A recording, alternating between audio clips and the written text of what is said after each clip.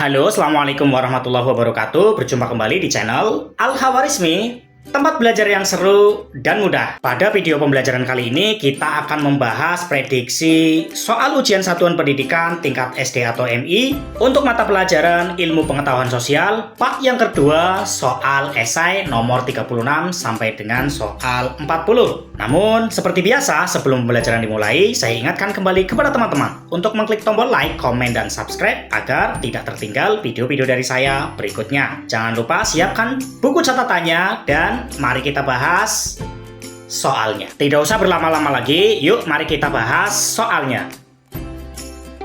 Soal nomor 36. Beras merupakan makanan pokok bagi sebagian besar masyarakat Indonesia. Jelaskan kegiatan produksi, distribusi, dan konsumsi beras dari produsen hingga konsumen. Kita disuruh untuk menjelaskan proses produksi, distribusi, hingga konsumsi untuk urusan beras ya teman-teman. Nah, teman-teman bisa menjawabnya dengan menggunakan gambar atau bisa juga menggunakan deskripsi. Kali ini saya akan menjawabnya dengan versi deskripsi. Untuk bagian produksi, awalnya ceritakan tentang petani. Petani menanam, merawat, sampai memanen padi. Lalu menggilingnya menjadi beras. Setelah menjadi beras, giliran bagian distribusi. Beras didistribusikan oleh pengepul ke pedagang grosir, lalu ke pasar atau ke toko. Ketika sudah sampai ke toko, kegiatan konsumsi sudah mulai berjalan. Masyarakat membeli beras dan memasaknya untuk kemudian dikonsumsi. Itulah kegiatan produksi, distribusi, dan konsumsi beras dari produsen hingga konsumen. Kita lanjut soal nomor 37. Agama Hindu masuk ke Indonesia sekitar abad keempat Masehi. Agama Hindu dibawa oleh para pedagang dari India. Jumlah penganut agama Hindu di Indonesia paling banyak terdapat di Pulau Bali. Pertanyaannya, apa saja pengaruh adanya kerajaan bercorak Hindu bagi pariwisata di Bali saat ini? Teman-teman, pengaruh kerajaan Hindu terhadap pariwisata di Bali memang sangat besar. Nah, berikut beberapa pengaruh utamanya. Yang pertama, adanya warisan budaya dan arsitektur. Candi, pura, dan istana peninggalan kerajaan Hindu menjadi daya tarik wisata seperti Pura Besakih dan Pura Uluwatu. Yang kedua, adanya tradisi dan upacara keagamaan. Upacara adat Hindu seperti Ngaben, Galungan, dan Kuningan itu menarik wisatawan karena keunikannya. Yang ketiga, seni dan budaya. Tari-tarian seperti tari barong dan tari kecak berasal dari tradisi Hindu dan menjadi tontonan wisata. Yang keempat, ada filosofi hidup. Konsep Trihita Karana atau 3 penyebab keharmonisan memengaruhi tatanan masyarakat dan lingkungan yang menarik bagi wisatawan. Dan yang kelima, adanya identitas Bali. Nuansa religius dan budaya Hindu membedakan Bali dari daerah lain, menjadikannya unik di mata wisatawan domestik maupun mancanegara. Mari kita lanjut ke soal nomor 38. Peristiwa proklamasi 17 Agustus 1945 dilaksanakan di kediaman Presiden pertama Indonesia, yakni Insinyur Soekarno di Jalan Pegangsaan Timur nomor 56 Jakarta Pusat. Pertanyaannya, siapa sajakah tokoh yang terlibat dalam peristiwa proklamasi kemerdekaan Indonesia? Tuliskan 5 saja. Baik teman-teman, kita disuruh untuk menuliskan 5 tokoh yang terlibat dalam peristiwa proklamasi kemerdekaan Indonesia. Yuk kita langsung jawab saja. Yang pertama ada Insinyur Soekarno. Beliau itu berperan membacakan teks proklamasi. Kemudian yang kedua ada Dr. Andes Muhammad Hatta.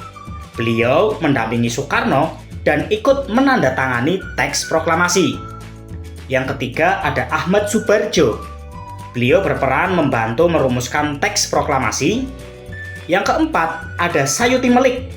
Beliau mengetik naskah proklamasi. Yang kelima ada BM Diah. Beliau membantu menyebarluaskan informasi proklamasi. Kalau teman-teman ingin menambahkan lagi, boleh ditulis. Ada yang keenam yaitu Laksamana Maida. Beliau ini meminjamkan rumahnya sebagai tempat penyusunan teks proklamasi. Selanjutnya ada Ibu Fatmawati, yang dalam hal ini adalah istri daripada Insinyur Soekarno.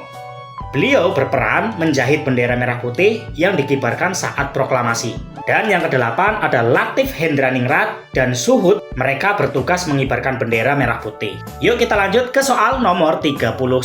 Kemerdekaan Indonesia diraih karena perjuangan bangsa Indonesia yang bersatu. Seluruh masyarakat di berbagai daerah berjuang bersama untuk meraih kemerdekaan tanpa membeda-bedakan suku, agama, pekerjaan, dan tingkat pendidikan. Saat ini, bangsa Indonesia sudah merdeka. Namun, kita harus tetap menjaga persatuan dan kesatuan bangsa. Tulislah 3 contoh kegiatan gotong royong untuk menjaga persatuan dan kesatuan di lingkungan masyarakat. Teman-teman, berikut merupakan contoh kegiatan gotong royong yang dapat menjaga persatuan dan kesatuan di masyarakat. Yang pertama ada kerja bakti membersihkan lingkungan, seperti membersihkan selokan, jalan, atau taman bersama-sama. Yang kedua, membangun fasilitas umum, seperti musola, pos ronda, atau jembatan kecil secara swadaya. Yang ketiga, menolong tetangga yang terkena musibah, seperti membantu korban kebakaran maupun banjir. Yang keempat, pengamanan kampung, atau dalam hal ini seperti ronda malam. Dan yang kelima, mengadakan acara adat atau hari besar nasional, seperti ikut memperingati peringatan 17 Agustus untuk mempererat hubungan antar warga.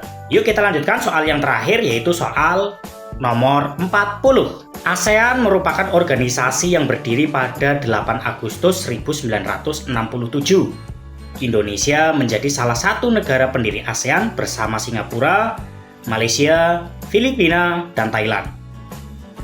Selain menjadi negara pendiri, Indonesia juga berperan aktif dalam berbagai bidang kerjasama yang dilakukan.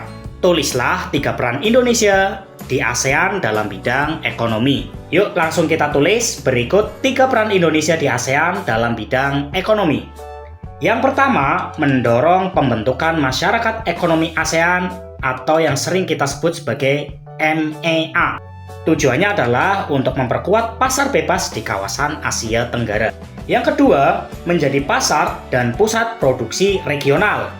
Karena Indonesia ini kan memiliki sumber daya alam dan jumlah penduduk terbesar di ASEAN. Dan yang ketiga, aktif dalam kerjasama ekonomi regional, seperti pengembangan UMKM, perdagangan antar negara ASEAN, dan investasi bersama. Demikian tadi pembahasan tentang soal prediksi ujian satuan pendidikan tingkat SD atau MI untuk materi IPS part yang kedua, soal esai dari nomor 36 sampai dengan soal 40.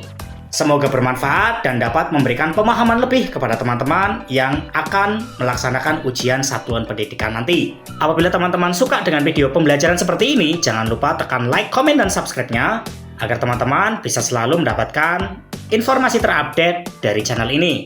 Kita ketemu lagi pada video selanjutnya. Assalamualaikum warahmatullahi wabarakatuh.